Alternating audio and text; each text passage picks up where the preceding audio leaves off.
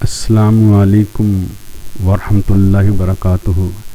بسم اللہ الرحمن الرحیم۔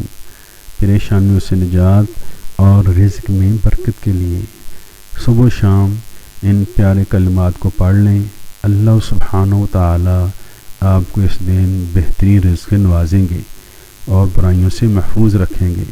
اللہ کے نبی کی حدیث ہے، حضرت ابو ہریرہ رضی اللہ تعالیٰ سے مروی ہے کہ حضرت صلی اللہ علیہ وسلم نے فرمایا، جو شخص صبح میں یہ دعا پڑھ لے تو اس دن بہترین رزق سے نوازا جائے گا اور برائیوں سے محفوظ رہے گا، اور جو شام کو پڑھ لے تو اس رات بہترین رزق سے نوازا جائے گا اور برائیوں سے محفوظ رہے گا۔ ما شاء اللہ لا حول ولا قوة الا باللہ اشہد ان اللہ علی کل شیء قدیر۔